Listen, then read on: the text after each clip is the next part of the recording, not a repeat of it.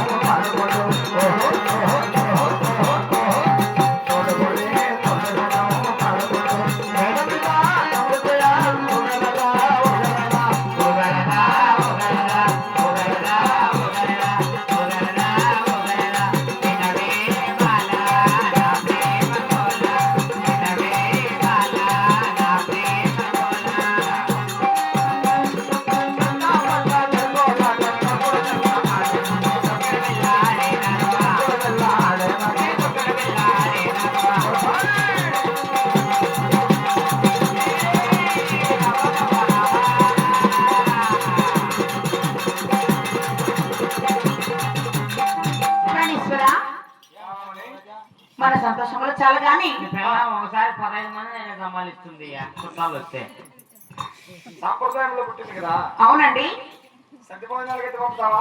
సరేనండి. మరి ఎద్దులు వేరే పోతున్నారు కాబట్టి నాది ఒక విన్నపం అండి. ఏమిటే? మనకి 7 మంది కుమారులు ఉన్నారు. మరి 6 మంది కుమారులకి చుట్టుపక్కల రాజ్యాల్లో పెళ్లి సంబంధాలు తెచ్చి పెళ్లిళ్ళు చేస్తున్నాము. కానీ 7వ కొడుకు వెంగళరెడ్డికి ఇంకా పెళ్లి కలదు కాబట్టి ఎదురు వేరం తర్వాత గాని ఎదురు వేరం మునుపటి గాని మంచి పాపం చూసుకొని వస్తే వానికి పెళ్లి చేస్తే మన బాధ్యత కూడా తీరిపోతుందండి. నీ మనోమోష మత ప్రకారంగానే మన కుమారుడికి చక్కనైన కన్యలు చూస్తాను దొరసాని. మరి ముఖ్యమైన విషయం అండి, ఏమే? తూర్పు దిక్కు, ఉత్తర దిక్కు, దక్షిణ దిక్కు 3 దిక్కులు 3 రాజ్యాలు ఎక్కడైనా పోయి ఎదురు తీసుకురండి. సరే, కానీ పడమటి దిక్కు పావుగుండ మాత్రం పోతండి. ఏమిటి దొరసాని? ఇవ్వండి. పావుగుండ నా పుట్టినిల్లు. పావుగుండ వేలబడే శీలము చిన్నాగరెడ్డి స్వయాన మా ఎన్నగారు కదా. అవును, వాళ్ళు కొలిచేది హరిమతము, మనము కొలిచేది శివమతం కాబట్టి నిజమే. మనకి వాళ్ళకి విరోధాలు పడి మన బంధుత్వం ఏమది బాగలేదు కాబట్టి నువ్వు అక్కడ పోదు సౌక అయిపోతామండి. సరేలే, నీ మత ప్రకారంగానే పోన్లే. ఏ తలారి